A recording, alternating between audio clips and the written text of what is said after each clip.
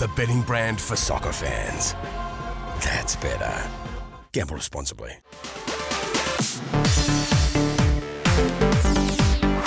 And the Socceroos have stunned the world with 2 massive wins over Tunisia and Denmark. How impressive were they, Robbie? There's so much that's been said since Tunisia, and now we just have to keep adding. I mean, it is incredible. When you think we had 2 wins in 5 World Cups coming into this, we've now doubled it. We've broken another. Graham Arnold's gone and broke another record.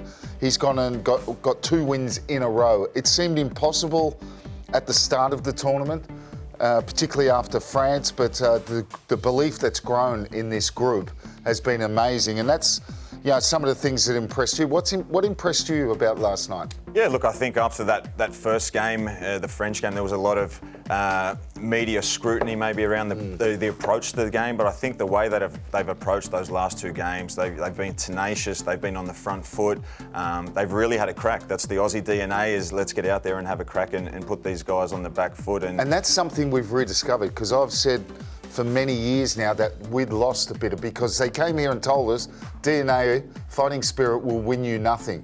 But I think this tournament has proved exactly the opposite. And some of the players that have just stood out, Lecky, Suter at the back, Cole Rose, who else has impressed you? They've been so impressive. I mean, put quite simply, we haven't had a bad player. Yeah. And Degenek came in for Karacic, who I didn't think was bad. Maybe took a time to warm up against Tunisia, but Degenek was super, and he's been unbelievable apparently in the dressing rooms.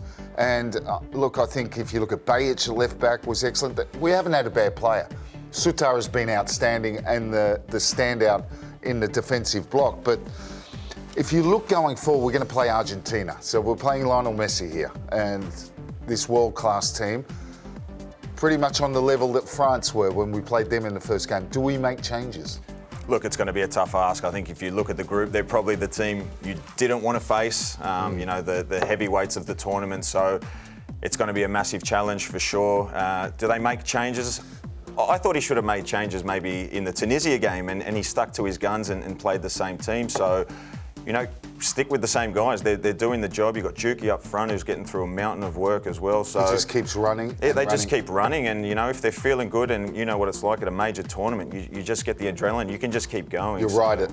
Yeah, you ride that out. So, it's going to be a big challenge. But do they change their style? That's the thing. So we've had this pressing style. We probably lacked it. After 30 minutes, France, then we had it against Tunisia. First 25 minutes against Denmark, they were on top. But you have to remember that Matty Ryan only had really 1 save to make. Yeah. But do we change our style going against opposition such as Argentina? Yeah, and I think the criticism in that French game was we were so aggressive in that first 15 minutes and on the front foot, and it was all going really well. And then we kind of went into our shell. So I think they can learn from that and continue to play that aggressive kind of style. And they've defended so resolutely. A different challenge that comes up now, Messi, and can they stop him, or how do they stop them, Robbie, is going to be the question. Well, that's been the question for 2 decades almost now. Yeah, exactly right. I mean, one of the best, the argument for the best player in the world has been over the last, or nearly 2 decades, only 2 players, and that's Ronaldo, of course, and Argentina's Messi.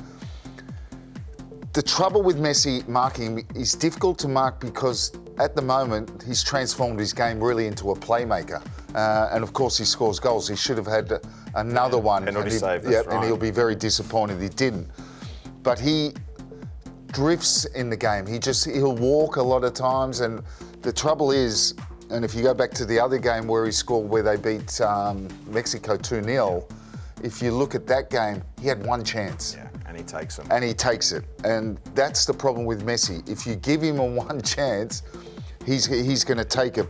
And what about, Robbie, you've had an experience with one of the world's greatest in Maradona back in '93 at the old Sydney Football Stadium. Well, that's rolling back the years. That is rolling back the years. But talk us through that experience. It must have been incredible. I think I'm going to get a lot of questions about it in the coming week. But look, it was an extraordinary experience, of course, '93. But in '93, they were a hell of a team. Batistuta, Balbo.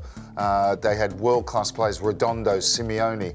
They were world vice champions at the time, and of course 4 years before, it was Maradona's World Cup in 1986, the famous hand of God and the best ever goal scored of the World Cup. So we've got history with Argentina. Also going back to a very famous victory in Sydney when we beat them 4-1. That was before that 93 game where Charlie Yankos scored an amazing free kick. So there's history there. There is history. But what never makes this that, kind of. What makes that country such a special footballing nation? Like they're always there. They've always seemed to deliver some of the best players in the world.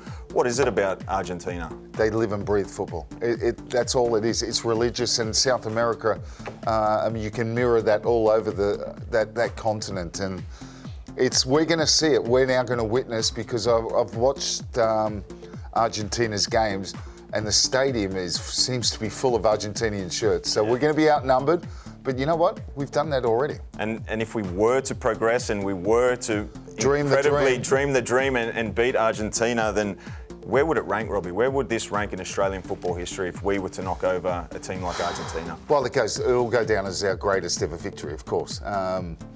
What we've done is already exceptional, because I think what this team has done, when you compare 2006 to the current team, no disrespect, but this team seems to be playing above its level where it should be, whereas 2006 we were packed with stars already playing in the big leagues in Europe.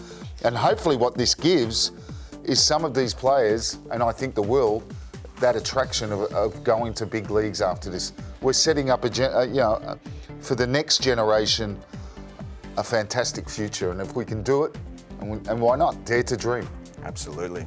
Well, it doesn't get much bigger than this for the Socceroos. Get those alarms set. This is not one to be missed. The betting brand for soccer fans. That's better. Gamble responsibly.